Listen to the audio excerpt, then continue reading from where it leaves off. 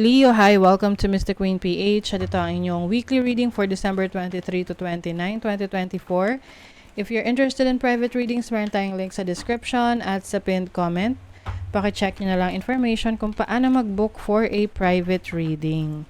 And please subscribe to our channel to show your support, like, share this video, at comment na rin kung kayo'y naka-resonate.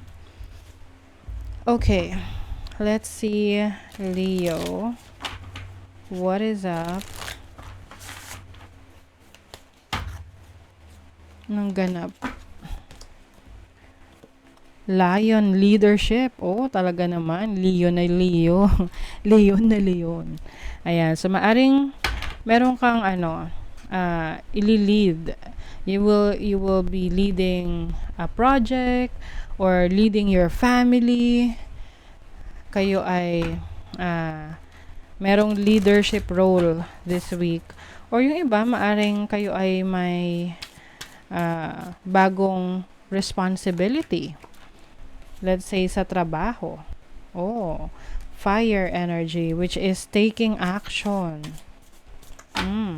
You are taking action. Meron kang mga gagawin ng steps towards your goals and your dreams, lalo na kung matagal mo na tong pinag-iisipan. O ayan, stars. Stars, it symbolizes your pangarap, no? Yung mga pangarap mo sa buhay. Unlimited ang iyong mga pangarap. And you're finally taking action. Hindi ka na parang naghihintay na lang kung anong mangyayari. Ikaw na talaga yung gagawa ng paraan. Ang daming potentials, ang daming opportunities for you. As long as you take action, mas marami pa kayong ma-attract na oportunidad. You have the Page of Pentacles, may pagsisimula, no? This can be learning a new skill sa work or sa business. Starting your business, yung iba meron kayong home-based business. Oh, you have the Three of Swords. Mukhang mapapagastos kayo this week, Leo. Ito yung mga unexpected na gastos. Lalo na kung nagsisimula ka magnegosyo, na pwedeng maapektuhan yung flow ng finances mo. Kaya nga kapag mag-start ng business, meron kang parang plan kung magkano lang yung dapat mong ilabas na pera. Kaya lang kasi hindi rin meron talagang unexpected na expenses somewhere along the way. So at least be prepared to that.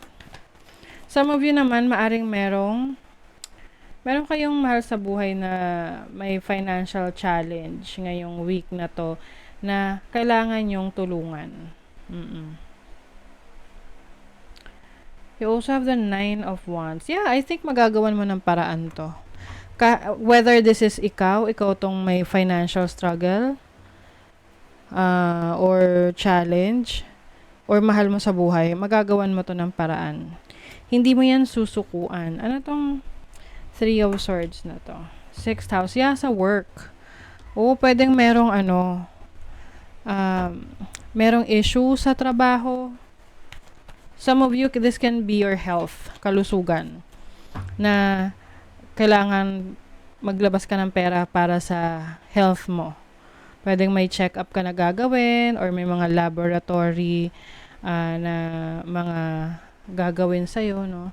Ang tawag doon? Mga sabihin ko result hindi pa naman nga result.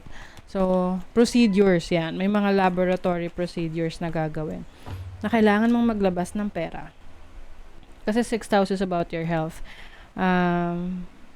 Yeah, so kaya importante sa inyo na meron kayong savings for emergency funds, no? For emergency purposes. Let's see what else. Ice Queen, home. Some of you, meron kayong yung iba baka merong magkaroon ng challenge with someone sa bahay na in authority. Can be your parent, no? Nanay nyo, or lola nyo, or tita nyo. I also see someone na nagkakaroon ng issue sa mana, sa pera, sa ancestral home. Pwedeng yan yung reason kaya nag-aaway-away dahil sa pera, no? Dahil sa property na kailangan paghati-hatian within the family. Or some of you, maaring ano to, sa relationship, hindi naman lahat, no, of course.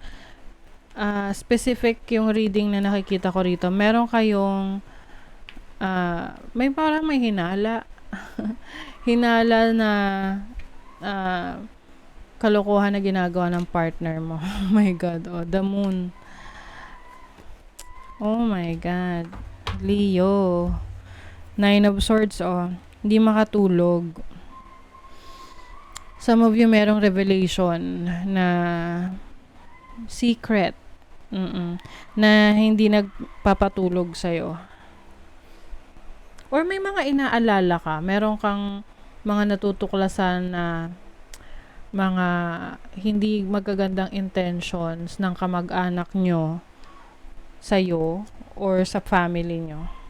Dahil sa pera or dahil sa properties. Lupa. Ari-arian. It's been, matagal mo nang iniisip.